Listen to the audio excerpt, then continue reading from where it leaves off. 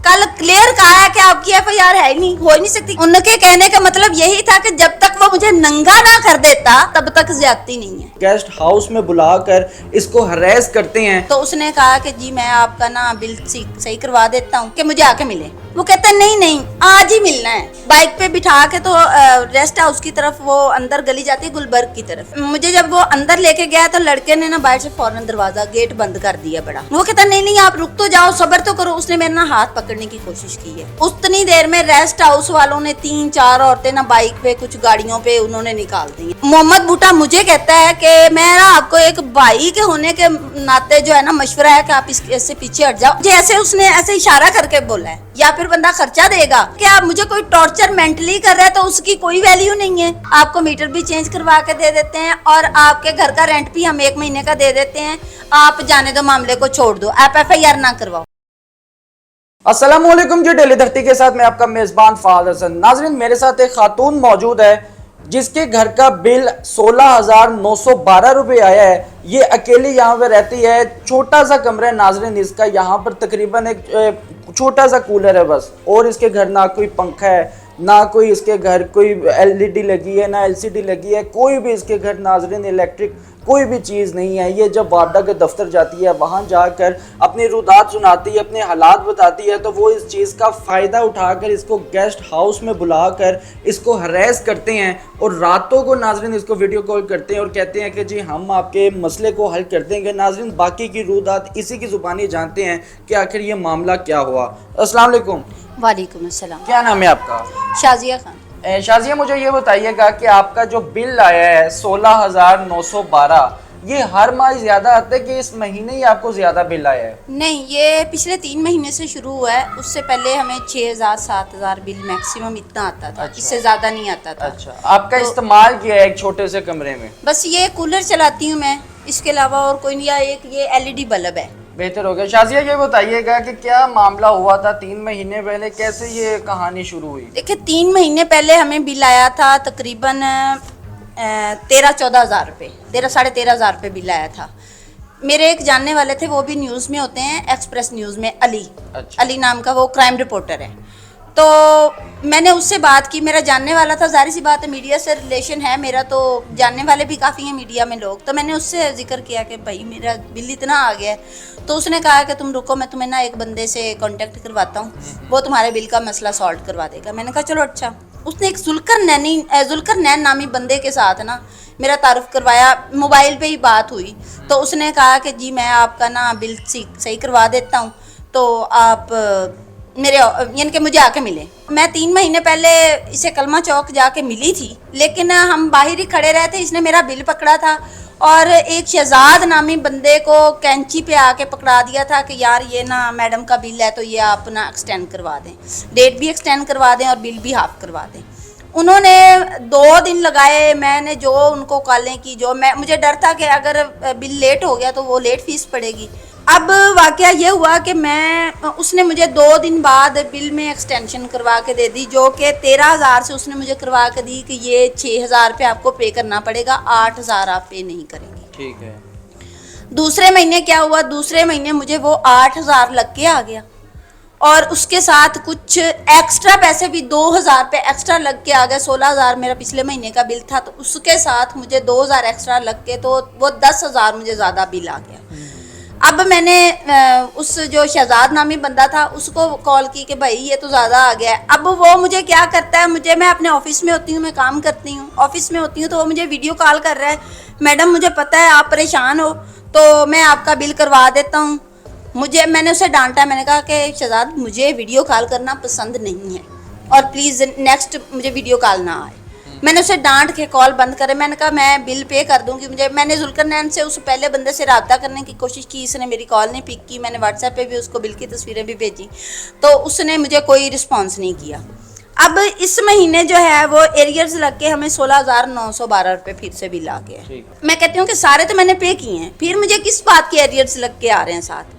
तो वो कहता है कि तुम 2 मिनट सब्र करो, मैं जुल्करनैन से बात करता हूँ। थोड़ी देर बाद मुझे जुल्करनैन कॉल करता है कि आप ऐसा करें, आप ऑफिस आ जाएं, मैं एसडीओ से आपकी मुलाकात करवा के एक तो आपका मीटर चेंज करवा दूंगा, दूसरा जो है आपके ना बिल में एक्सटेंशन, ये जो एरियर्स हैं ये निकलवा दूंगा 2000 पे जो एक्स्ट्रा। मैंने कहा चलो ये तो निकलेंगे, पीछे 14000 है, कुछ ना कुछ कर लेंगे।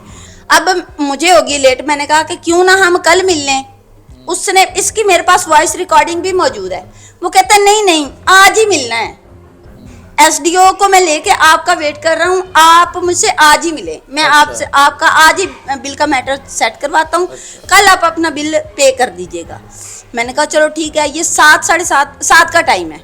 यहाँ से मैं घर से निकली हूँ, मुझे कलमा चौक जाते जाते तकरीबन आधा पौना घंटा लगा है। 7:30 का टाइम था, मुझे वहाँ से वो लेके तो उधर कलमा चौक में ही एक रेस्ट हाउस था। उसने आपको पिक किया? हाँ मुझे पिक, जी मुझे पिक गाड़ी किया। पे पिक किया कि बाइक पे? बाइक पे पिक किया है मुझे। अच्छा, उसने आपको बाइक पे बिठाया, फिर बाइक पे बिठा के तो रेस्ट हाउस की तरफ, वो अंदर गली जाती है गुलबर्ग की तरफ, अच्छा। उसके अंदर रेस्ट हाउस था।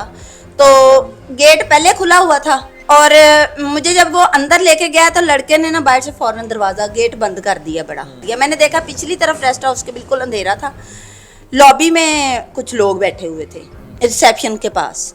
अब मैं वहां से मैंने जब देखा इतने हट्टे कट्टे लोग बैठे हैं और कोई औरत नाम की तो चीज़ ही नहीं है, तो मैं थोड़ी सी खौफजदा हो गई। जाहिर सी बात है, इज्जत प्यारी होती है हर किसी को। मैं ना वहाँ से मैंने शोर किया, मैंने कहा मैंने नहीं इधर रुकना, मैं जा रही हूँ घर वापस, तो मैं कल आपसे ऑफिस में आके मिल लूँगी। वो कहता नहीं नहीं आप रुक तो जाओ, सब्र तो करो। उसने मेरा ना हाथ पकड़ने की कोशिश की है, तो मैं वो हाथ उसका झटक के पीछे, तो फौरन से भाग के मैंने गेट खोला है। उसने मेरा हाथ पकड़ा भी है एक पल के लिए, फिर मैंने वो हाथ झटक के एक डर की कैफियत में बाहर भागी हूँ। अंदर भी मैंने शोर किया है, मैं बाहर भागी हूँ, मैं गेट पे आई हूँ, मैंने वहाँ पे भी शोर किया है। वहाँ पे सिक्योरिटी गार्ड भी मौजूद था, वो आया, वो कहता है बीबी क्या, वो सारे कहते क्या हुआ है। तो मैंने कहा कि अंदर तो ऐसे मेरे साथ ये हुआ। तो उन्होंने कहा 15 पे कॉल कर लो। मुझे भी बेहतर लगा क्योंकि उस वक्त मेरे आसान खता थे, मैं तो वहां तक चल के नहीं जा सकती थी, मेरे तो टांगें जवाब देगी थी। वहां से फिर मैंने 15 पे को कॉल की। 15 मिनट बाद पुलिस आई है, पहले गुलबर्ग की पुलिस आई है।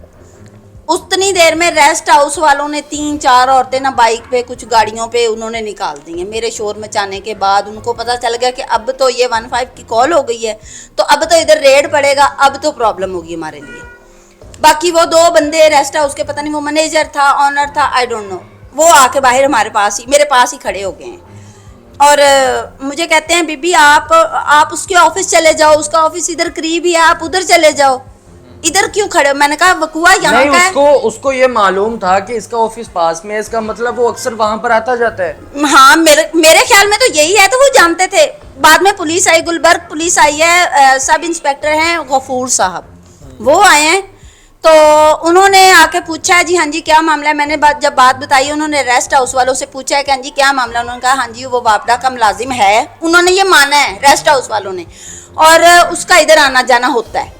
अच्छा, तो इसलिए हमें पता, और उसका ऑफिस इधर ही कलमा चौक के आगे है।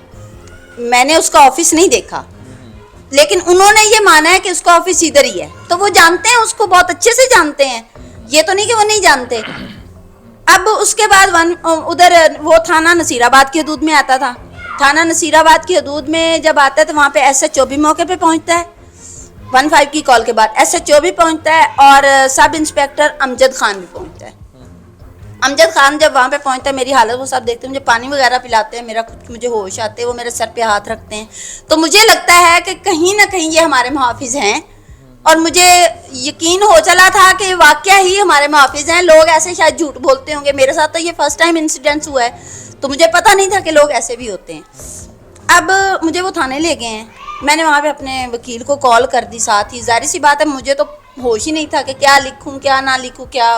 वकील आया, वकील ने एप्लीकेशन मुझसे पूछ के लिखी है, मैंने वो उधर दायर की है, अमजद ने खुद दायर करवा दी है, और उधर जो ट्रांसफ़र होती है उन्होंने मोहम्मद बूटा नामी सब इंस्पेक्टर को भेज दी है, रेफ़र कर दी है। सब इंस्पेक्टर बूटा नामी उस रात ड्यूटी पे मौजूद नहीं था। अब दिन में वो आता है, तो दिन में वो मुझे ना दूसरे दिन शाम को कॉल करता है, तकरीबन 5 से 6 बजे मुझे कॉल करता है, मैडम आप आए, हमने मुलजिम को भी बुलाया तो आपकी एफआईआर करनी है। बारिश हो रही होती है, मैं कहती हूँ सर बारिश हो रही है, नहीं आप आए, मुलजिम आया हुआ और आप नहीं आ रही। तो मैं यहाँ से ना मैं कहती हूँ चलो ठीक है मैं आ रही हूँ। मैं तकरीबन आधे घंटे में ना मैं वहाँ पे पहुँच जाती हूँ। आगे ना कोई मुलजिम है, ना कोई दूसरा तीसरा बंदा है, बस वो मोहम्मद बूटा है। अब वो मुझसे वो पूछता है सारी बात, मैं उसको सारी बात बताती हूँ। हाँ जी मुलजिम आएगा तो हम ना आपकी FIR करवा देंगे। SHO साहब आज न्यू आए हैं, इशफाक साहब आए हैं न्यू, तो कल आपकी ना, आज रात को मैं उनसे बात करके ना तो FIR आपकी कर देता हूँ। मुलजिम तो आ नहीं रहा। अब मुलजिम सिफारिशें करवा रहा है ऊपर से, इसलिए कि वो लाडला है, वो गवर्नमेंट एम्प्लॉय है, वो लाडला है। अब मैं वापस आ जाती हूँ फिर से, क्योंकि मुलजिम नहीं होता। दूसरे दिन फिर मुझे बुलाया जाता है, तकरीबन रात को मुझे 11:15 बजे, जिस दिन मैं शाम को जाती हूँ 6 बजे, मुझे 11:15 बजे बूटा कॉल करके कहता है कि सुबह 10 बजे आपने ना थाने में होना है। मैंने कहा 10 बजे तो मैं सो के मुश्किल से उठती हूँ, मैंने तैयार होना, मैं कैसे आ सकती हूँ? लेकिन नहीं आपने 10 बजे होना है। मैंने कहा ठीक है। मैं जैसे भी उठी हूँ, मैं 10:30 बजे मैं थाने पहुँच गई हूँ। 10:30 बजे से लेके 1 बजे तक मैंने उधर इंतज़ार किया है।